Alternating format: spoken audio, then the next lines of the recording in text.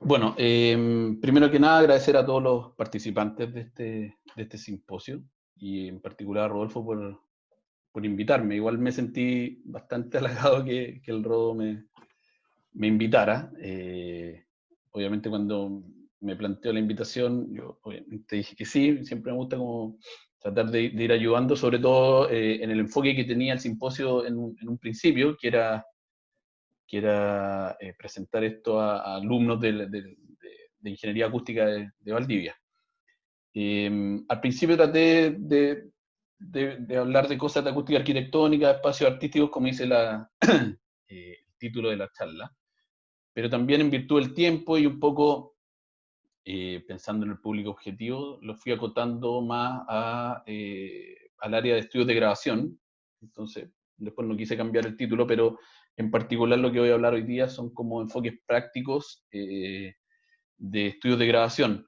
Y sobre lo mismo, como la charla en un principio era dirigida a alumnos de ingeniería acústica que ya están cursando acústica arquitectónica, traté de no incluir cosas como, no sé, ley de masa o cosas de ese tipo, o cómo calcular tiempo de reverberación o ese tipo de cosas, sino llevar la charla un poco desde la perspectiva de la experiencia mía y tratar de generar un poco de discusión o enfocarla un poco a la experiencia que he tenido y ver de qué forma puedo ayudar o aportar a gente que está desarrollándose en esta área y que quiere empezar también a ver cosas como diseños de estudios de grabación. Bueno, ahí están mis datos también, está mi página, mi Instagram si quieren seguir y obviamente mi correo electrónico si quieren, si tienen alguna duda o quieren compartir algo, yo estoy más que feliz, siempre respondo todos los correos, así que eso. Entonces, veamos. Parece que tengo que ir acá. Ahí sí. Bueno, entonces, como les decía, voy a hablar de la parte práctica de diseño de estudio de grabación. Al no tratar de las materias o los aspectos típicos de cuando uno aborda un proyecto de estudio de grabación, eh, voy a hacerlo un poco no de un orden lógico, así que voy como picoteando ciertos aspectos, así que obviamente siéntanse libres al final de tratar de volver si es que hay algo que no quedó claro, si quieren discutir algo en particular. En resumen, voy a hablar al principio de las competencias y experiencia previa, que creo que es bastante importante al momento de diseñar estudios de grabación, por la particularidad del espacio que estamos tratando. Cuando uno habla de acústica arquitectónica, habla de distintos espacios, eh, como decía Rodolfo, de lo que me ha tocado hacer, desde hospitales, oficinas, no sé, museos, hoteles, pero los estudios de grabación tienen una particularidad que voy a ir desarrollando y es importante entenderla para el éxito de cuando nosotros queramos después diseñar estudios de grabación. Voy a mostrar un par de ejemplos de análisis de layouts. Ahí voy a explicar por qué el layout de un estudio de grabación es tan importante. Y de hecho a mí siempre me preguntan, y aquí entrando ya en materia más del consultor, y eso es lo que quiero también como explicar harto en estas charlas, como mi experiencia y ver esa parte más que la materia técnica.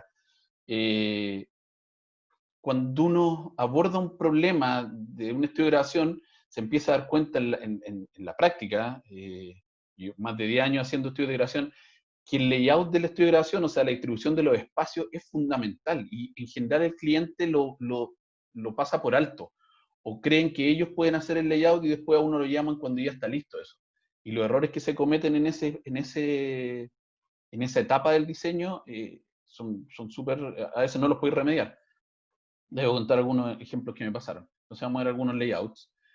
Después voy a hablar de algunos aspectos claves de diseño, vamos a mostrar algunos ejemplos en términos de fotos y obviamente explicar algunas de las estrategias que utiliza en cada uno de los ejemplos que voy a ir mostrando. Finalmente voy a hacer una pincelada de algunas herramientas que al menos para nosotros como consultores estamos empezando a utilizar y que creemos que va a elevar un poquito el servicio que estamos entregando a nuestros clientes y bueno, al final vamos a tener obviamente preguntas y alguna serie de discusión al respecto. Entonces voy a partir hablando del rol del ingeniero y esta parte es súper importante cuando uno hace estudios de grabación. Y probablemente también se va también al lado general de la acústica arquitectónica, que uno como ingeniero tiene que tener una base bastante buena en términos de la parte teórica, de la parte de ingeniería, de la parte de diseño de los espacios arquitectónicos que nosotros hagamos, pero por otro lado, y como está representado en el otro lado del constructor, es súper importante que como diseñadores nosotros entendamos la otra parte, que es la ejecución. Probablemente nosotros no ejecutemos. Yo tuve un tiempo una empresa con un socio en que ejecutábamos ciertas cosas de los estudios de grabación, cada vez medio saliendo más y ahora estoy prácticamente solo en la parte de diseño. Pero entender formatos, entender materialidades, es súper importante al momento de diseñar estudios de grabación, ¿no? Aprendiendo de qué tipos de cristales hay, qué tipos de puertas hay, pisos, etcétera. Y obviamente los formatos, o sea, cuando uno diseña un panel, por ejemplo, yendo ya a cosas más prácticas, no sé, hacer un panel de 1,30 de ancho cuando las lanas son de 1,20, empieza a crear problemas. ¿Qué hago con ese material? Entonces, esa es la parte práctica de cuando nosotros salimos de la universidad y tenemos todo este conocimiento de modos normales, de resonadores, etcétera, pero después llegamos al mundo real y eso hay que aterrizarlo. Y eso es bueno empezar a conocer un poco qué tipos de material y qué tipos de posibilidades tengo yo de hacer. Entonces, no por nada existe también el rol del consultor. El consultor, yo me acuerdo que, eh, bueno, yo trabajé 3 años en Inglaterra y de hecho de ahí conozco a Serafino, que yo le charlé anteriormente, y siempre me llamaba la atención de cómo nuestro manager, Ian, que en paz descanse, que murió después de cuando yo me vine a Chile, él me enseñó, aparte de toda la parte técnica de ser ingeniero acústico, es la parte de ser consultor. Y ser consultor también es otra cosa que no siempre se enseña en la universidad. Eh, es como, por ejemplo, lo que aparece ahí, es cómo identificar las necesidades del cliente. Tenéis que conocer al cliente. Yo una vez me fui a Los Ángeles 6 meses a probar suerte en estudios de grabación. Y nos enseñaron en la tienda donde trabajé que había una cosa que se llama Qualified the Customer, que es como tú tenés que entender qué es lo que realmente quiere el cliente. Yo de repente veo muchos foros de internet en que aparecen preguntas de tipos que están empezando, que quieren poner un home studio, algo súper modesto. Entonces preguntan cómo pueden aislar un poco la pieza y salta mucha gente y dice, no, tienes que hacer un box in a box y tienes que flotar la pieza, etcétera. Y yo digo, no, a lo mejor no es lo que necesita ese cliente. Entonces, es súper importante identificar la necesidad del cliente para poder diseñar bien. Manejar las expectativas. ¿Qué me refiero con esto? Que me pasa mucho, o sea, los correos son casi calcados en que dicen, quiero que la acústica quede óptima, lo mejor posible, pero no tengo mucha plata. Y eso es probablemente a más de alguna que le ha pasado. Y todos sabemos que tratar acústicamente un espacio no es barato, lamentablemente. Y siempre es mucho más caro que lo que el cliente tiene en mente. Entonces hay que manejar bien las expectativas, o sea, entender que por el presupuesto que ellos probablemente puedan manejar, van a llegar a cierto nivel de tratamiento. Esto también es importante porque dependiendo del diseño que uno adopte o la estrategia que uno adopte de diseño, puede hacer cosas por etapas, por ejemplo, en que yo eh, diseño la sala entera como yo creo que va a ser óptima, pero si el cliente tiene ciertos presupuestos que no va a llegar, puede ir por etapas, por ejemplo, poniendo el tratamiento mínimo y luego ir sumándolo. Por otro lado está educar al cliente en el proceso. Muchos clientes, por lo mismo, de nuevo con las redes sociales, leen muchos foros y empiezan a crearse expectativas o se empiezan a crear mitos de cosas que no son verdad. O sea, por ejemplo, y tomando cosas prácticas, existe un software que es como de corrección de sala, que probablemente algunos lo conocen, que es el SonarWorks, y que se ha hecho bastante popular y toda la gente, independiente que nosotros como consultores creamos que es válido o no, cada uno tendrá su creencia o su filosofía, si es bueno ecualizar o no una sala de un control room, por ejemplo, pero ha llegado a tal extremo que hay chicos que creen que no es necesario siquiera poner tratamiento acústico en una sala. Yo me compro el SonarWorks, le pido el micrófono a mi amigo y con eso estoy listo, no necesito tratar la sala. Y el SonarWorks muestra una curvita bastante plana, así que estoy listo. Entonces hay que ir educando un poco al cliente en todas las posibilidades que tiene. Y finalmente la coordinación con otros consultores. Nos toca trabajar con ingenieros de clima, ingeniero eléctrico, todo lo que tenga que ver con pasadas de cable. Yo a veces me toca ver la parte de audio, en general no, en general los clientes ya tienen claro los equipos que quieren, cuántos multipares, etcétera, quieren pasar, pero por dónde van esas pasadas, cómo yo tengo que sellar esos ductos, etcétera, también son tipos de coordinación. Lo mismo los equipos de clima, qué tipos de equipos de clima vamos a poner, dónde lo vamos a poner, y eso al final, aunque uno lo quiera o no, o uno no es experto, al final tengo que terminar coordinando eso. Cada vez más me toca que tengo que yo diseñar las luces. Y aunque parezca raro, uno no es iluminador, entonces uno sobre la marcha va aprendiendo qué tipos de luces son mejores, si puedo poner un dimmer, no puedo poner un dimmer, o a lo mejor no pongo dimmers, pongo distintos golpes de luz para hacer los ambientes de forma más confortable. Bueno, el simposio se trata de acústica arquitectónica y es súper importante entender esto también porque nosotros no somos arquitectos, somos ingenieros. Y de cierta forma hay que tratar de formar un equipo de trabajo. En particular, en mi pequeña empresa, somos pocas personas, trabajo con 2 arquitectos que me ayudan a desarrollar planos, renders, etcétera. Entonces, hay que también empezar a aprender del lado del arquitecto. Y tal como les decía antes, uno empieza a ser casi que iluminador y diseñador de interior. Es bueno crearse un equipo de trabajo o al menos al principio asesorarse por arquitectos. Lo que les comentaba antes, conocer formatos, materialidades, las maderas que se pueden usar. Obviamente en los estudios de grabación se utilizan muchas maderas.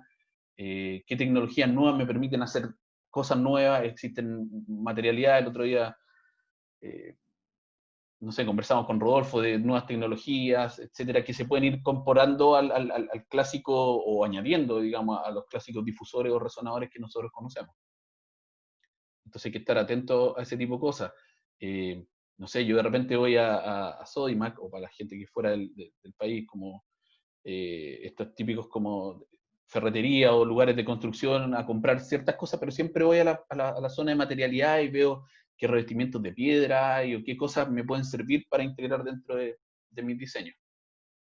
Y bueno, lo que les decía, uno, chuta, sin quererlo y sin tratar de pasar a llevar a la gente que realmente estudia diseño de interior, terminamos haciendo ese rol. Terminamos viendo temas estéticos, o sea, yo tengo un muestrario de telas, empieza a conocer los tonos de las maderas, lo mismo lo de la iluminación, qué tipos de luces tenemos, cómo podemos jugar un poquito más con la iluminación.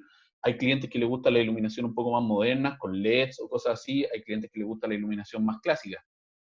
Y el mobiliario también, que desde el sillón que yo puedo instalar en el control room va a depender de, por ejemplo, cosas prácticas, hacia dónde abre la puerta. ¿Tengo realmente espacio para poner un sillón? Si no tengo espacio para poner un sillón, ¿qué sillas puedo poner? Luego el mobiliario, qué tipo de mueble de estudio va a tener el ingeniero. Y eso también depende de muchas cosas, porque me ha tocado ingenieros que hacen un mueble en que es relativamente corto y los monitores quedan súper abiertos. Entonces no tiene una buena imagen estéreo. Entonces hay que empezar a involucrarse no solo, de nuevo, vuelvo al principio de la charla, no solo en la acústica dura y en los datos de cómo calcular cosas, aislación, absorción, etcétera, o control de ruido, vibraciones, sino ya en la parte práctica de todos los aspectos que tengan que ver con el estudio de grabación. Y ahí viene la experiencia directa de nosotros como consultores. Obviamente yo estaba investigando y tratando de aprender de consultores grandes, digamos, de Estados Unidos como Storic o Mancela, que dicho sea de paso, creo que falleció esta semana, Frank Mancela para los que lo conocen. Así que una pena para el mundo. Yo me inspiraba harto en sus diseños. Eh, a ver, nosotros tratamos con músicos. En general, ¿quiénes son los clientes que nos llaman a nosotros para tener su estudio de grabación? Son músicos, son sonistas, son productores, ¿cierto? Y el ideal de nosotros es ponernos en el lugar de ellos. Yo aquí voy a ser un poquito coloquial, pero yo, para los que me conocen, soy músico, entonces ese es un plus de entender cuáles son las necesidades del músico. Y no hay que pasarlo por alto, porque uno como músico, si ha grabado en estudio de grabación, entiende cuáles son los espacios, entiende cuáles son las necesidades de un músico. ¿Ya? Incluso cosas tan simples como si hago una puerta y van a pasar los equipos por la puerta o no. ¿Ya? Me ha tocado estudios en que hay que lidiar con ese tipo de cosas. Y también fui sonidista, fui ingeniero en sonido, trabajé antes de irme al lado acústico, trabajé aproximadamente 5 o 6 años en estudios de grabación grabando, ya en la parte de producción. Entonces también entender ese aspecto es fundamental. ¿Qué es lo que yo quiero escuchar como ingeniero? Y eso traducirlo a los posibles clientes. La importancia de conocer espacios similares. Esto también es importante. De nuevo, vuelvo a la realidad chilena. Para nosotros que en Chile, en comparación incluso con otros países latinoamericanos, por ejemplo, si nos comparamos con Argentina, que tiene estudios de clase mundial hace muchos años, Brasil, sobre todo, México probablemente, no conozco mucho la realidad de los estudios de México, me imagino que sí. Los estudios de grabación tienen muchas cosas prácticas que uno va aprendiendo mirando, escuchando, yendo a estudios de grabación. Y aquí en Chile no tenemos muchos estudios de grabación. Entonces, ¿qué es lo que yo consigo con ir a estudios en otros países? Es ver detalles de instalaciones. Hay cosas prácticas que yo no sé cómo se remata un cristal, por ejemplo, el vidrio que separa el live room del control room, cómo está realmente terminado, cuando el paño es muy grande, cómo se juntan los dos cristales, cómo son los sellos de las puertas, etcétera. Uno va conociendo esas cosas, conversa con ingenieros. Yo cuando iba a visitar estudios de grabación, converso con los ingenieros, vemos cosas, qué cosas les funcionan en el estudio, qué tipos de aislación requieren, etcétera. Y eso uno lo va interiorizando. Se toman ideas, como les decía, hay cosas visuales, hay cosas de nuevo, de instalación, cómo puede hacer que un panel, cuando yo lo cuelgue en el cielo, no se vea cómo está colgado, por ejemplo. Hay muchas cosas estéticas. Bueno, y hay algunas fotos de estudios que me ha tocado visitar. Y más que mostrar las fotos, de nuevo, a los alumnos y a la gente que quiere involucrarse en este tipo de trabajo, no sientan como vergüenza en mandar correos. Yo todos los, bueno, excepto Capitol, que tengo un amigo ingeniero en Capitol, los otros estudios han sido puros correos que yo he enviado y he dicho, puedo ir a conocer el estudio, y la gente en general es muy receptiva en ese sentido, y uno puede ir a conocer los estudios y aprender mucho de eso. Ya, aquí entramos un poquito más en materia ya del diseño. Entonces, ¿cuándo el cliente debería llamar al ingeniero acústico?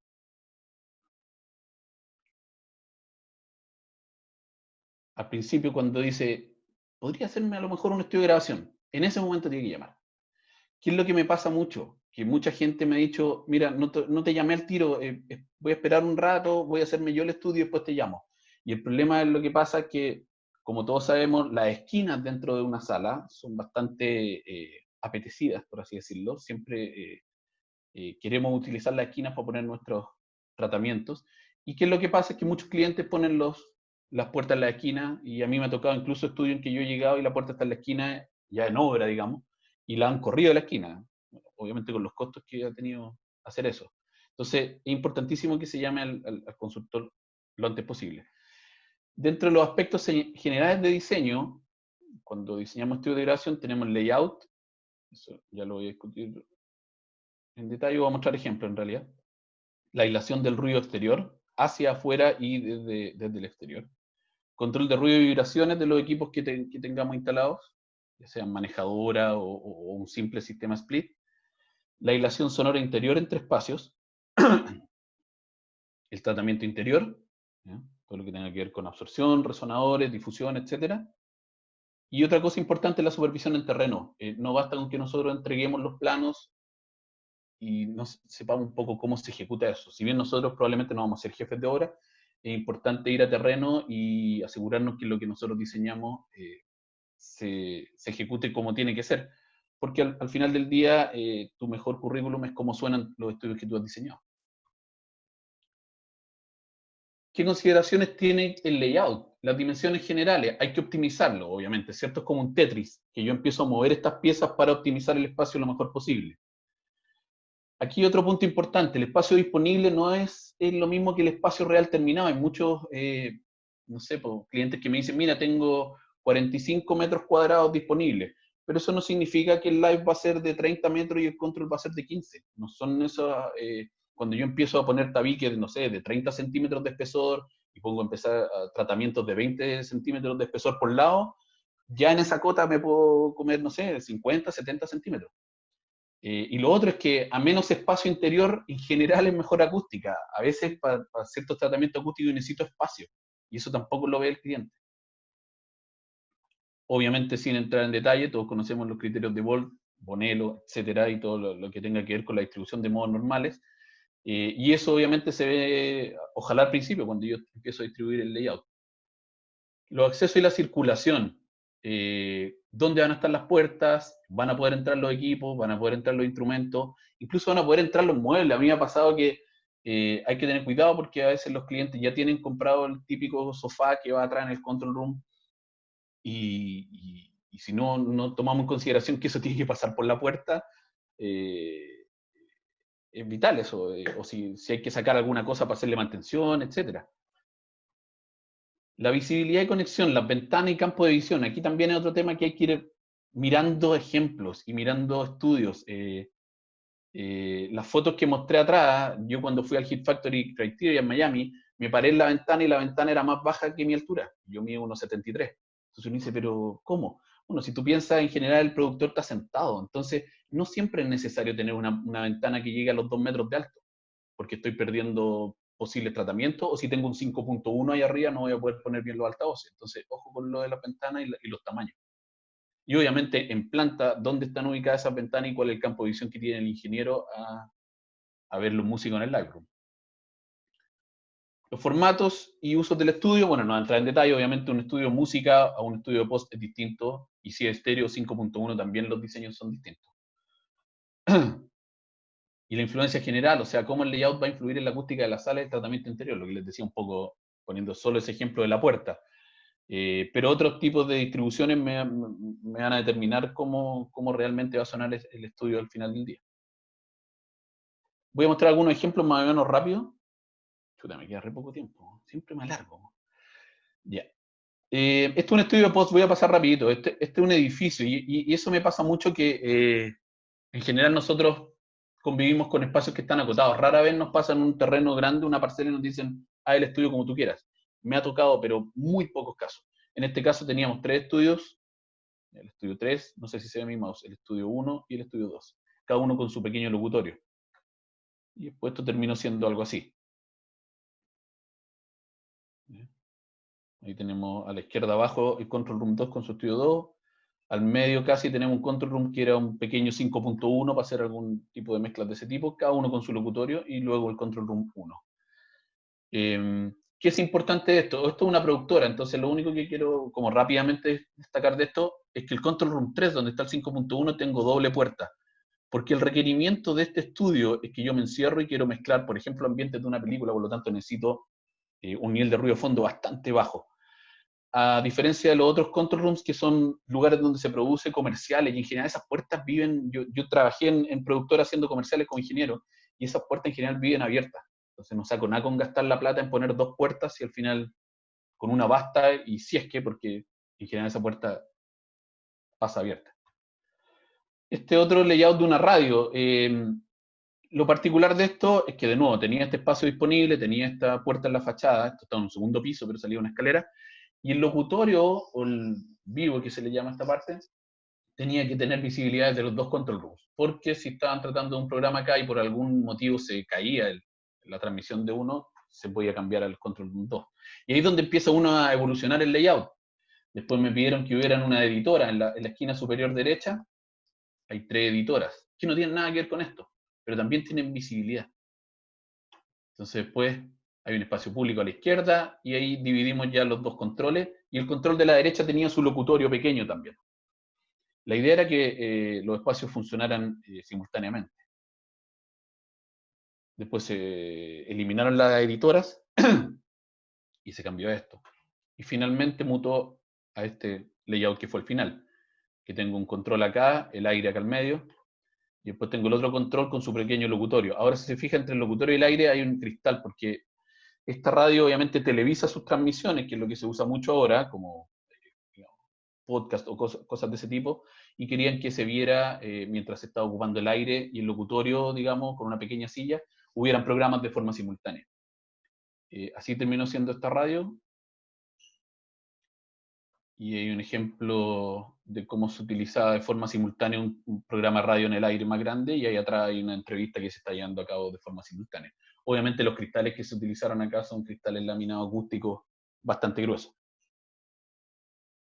Este es otro ejemplo de layout, que es un estudio que se hizo en el Cajón del Maipo, en que el cliente me dijo, mira, tengo este espacio que es como una bodega.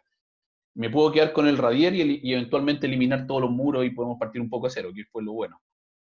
Y luego me mandó este layout. Es bastante, o sea, un poco lo tenía claro el cliente, que quería al centro el control room, a la izquierda un booth y al otro lado a la derecha el live room.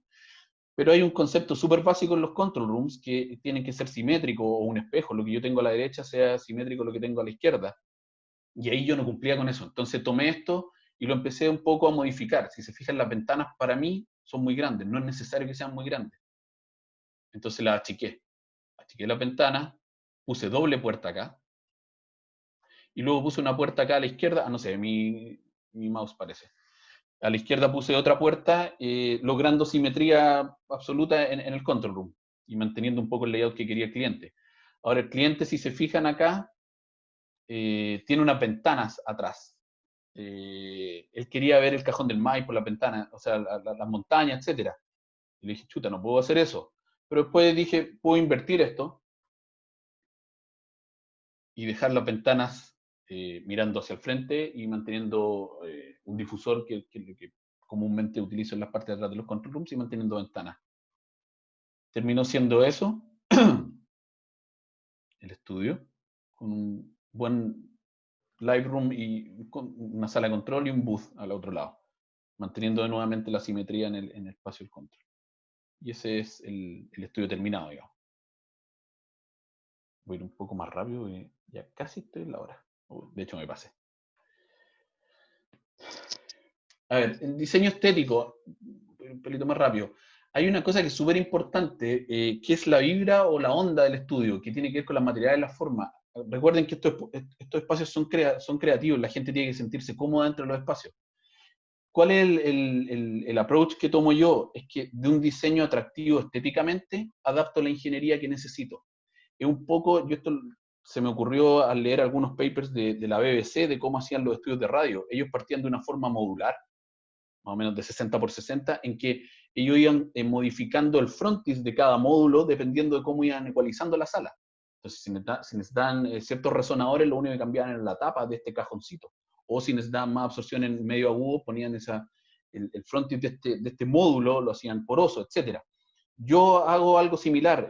Parto de la parte estética, sabiendo obviamente hacia dónde quiero llegar, y en función de dejar una estética confortable para el cliente, adapto la ingeniería que necesito. Y el otro punto importante, aquí va a pasar súper rápido, es un diseño sustentable. Trato a veces, dependiendo de dónde sea el diseño, de reutilizar materiales que tengan los clientes. En este caso, esas piedras las tenía el cliente que le habían sobrado de su casa. Esto es un estudio en una casa, en la parte de atrás se hizo el estudio, y me dijo, dice, es que tengo estas piedras que no las quiero botar. Bueno, utilicémoslas en el Lightroom. En este estudio también, esas maderas, estos que son una suerte de difusor aleatorio, si se fijan ahí, es como casi que unas patas de una mesa antigua. Son puras maderas recicladas de demolición. La puerta era una puerta de un cine antiguo, en que me dijo, tengo estas puertas, las podemos utilizar, y fuimos reutilizando. Este control room, todo ese difusor frontal son vigas antiguas de esa misma casa. Se remodeló esa casa y las vigas antiguas, que eran de roble y no me acuerdo de otra madera, el cliente me dijo, ¿las puedo reutilizar? Bueno, hagamos un difusor aleatorio enorme. En cuanto al diseño del control room, tenemos la estrategia que, bueno, no entrar en detalle de nuevo, pero puede ser Live End Dead End, Non-Environment, Diffuse Reflections o RFZ, ¿cierto? Lo que decía recién, la simetría con respecto al eje central. Acá, en general, tomando un poco lo que menciona algunos capítulos del libro de Philip Newell, acá buscamos una acústica neutra, ¿cierto? Que sea lo más plano posible, que tenga un buen balance de bajo, ¿cierto? El RT60 relativamente bajo, ¿cierto? Porque en general lo que nosotros queremos escuchar es, por ejemplo, si estoy mezclando o incluso si estoy grabando, es la reverb de la sala o de la fuente y no la reverb del espacio del control room donde yo estoy trabajando, en términos súper generales y rápidos. Considerar los espacios para consolas, rack, monitores, eso también es vital.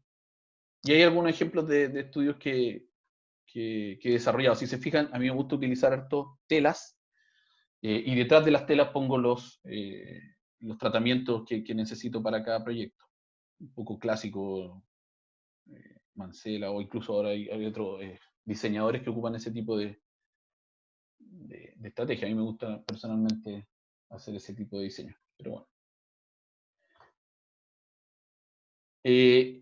Por otro lado tenemos Lightroom. En Lightroom sí podemos hablarlo como una característica, una acústica con carácter. ¿Qué significa eso? Que yo no necesariamente quiero un Lightroom que sea plano, ¿ya? Lo mismo pasa en las salas de concierto en que uno quiere una cierta calidez, probablemente con un realce pequeño en los bajos, etcétera. Yo a veces busco eso dependiendo de las dimensiones y la característica del Lightroom. Me están mandando cosas. Chat. 2 minutos. Sí, ya terminó, Rodo. Como regla, rule of thumb, que le llaman los gringos, esto lo aprendí también allá en Inglaterra, mientras más chica sea la sala, más seca, mientras más grande la sala, más viva. ¿Ya? En términos de tratamiento, obviamente sabemos que una sala con un volumen más grande va a tener un T60 mayor, pero en términos de tratamiento se tiende a hacer eso. ¿Ya? Una sala pequeña, viva, suena como un baño, así que no es muy deseable. Espacios para instrumentos, músicos, que hayan grabación en vivo, si tengo bus o no para grabaciones simultáneas, o si tengo acústica variable. Y hay algunos ejemplos de algunas salas. Si se fijan, esta sala es bastante grande, un proyecto que hice en Inglaterra, que esto es un recital hall que también es mezclado, que obviamente lo iban a ocupar como sala de grabación. Pero si se fijan a simple vista, no hay mucho tratamiento de absorción porosa, por ejemplo. Detrás de los paneles y en los paneles de cielo, en la parte posterior, sí hay absorción porosa. Y hay acústica variable, hay unos banners que se pueden bajar, que se pueden apreciar ahí en los bordes. Ese otro estudio en Santiago, que tiene una estética bastante particular, pero la sala es bastante grande, entonces aquí también me permití no utilizar mucha absorción porosa directa y dejarla un pelito más viva, priorizando más la difusión. Y este otro estudio que también, si se fijan, tiene un pequeño booth en la esquina, que eso permite realizar grabaciones en vivo. Aquí voy a mostrar un ejemplo de mediciones. Este era un control room que había que modificar. Estoy súper corto de tiempo, así que voy súper rápido. Ese era antiguamente el control. Y obviamente le sacamos las telas, lo modificamos, pusimos paneles en el cielo que no habían, y pusimos harto resonador. No teníamos disponible las esquinas porque el layout ya estaba hecho, y si se fijan en la ventana no da espacio para esquinero. La puerta está en la esquina, por lo tanto tampoco me dejaba mucho. Ese difusor lo mantuvimos. Y esa es la medición que hicimos antes, y esa es la medición que hicimos después. Obviamente hay unos corrimientos en las frecuencias, pero eso tiene que ver porque también se modificó la posición de los altavoces. ¿Qué herramientas de diseño? Y aquí con esto termino, me quedan 2 slides. ¿Qué herramientas de diseño estamos empezando a utilizar harto?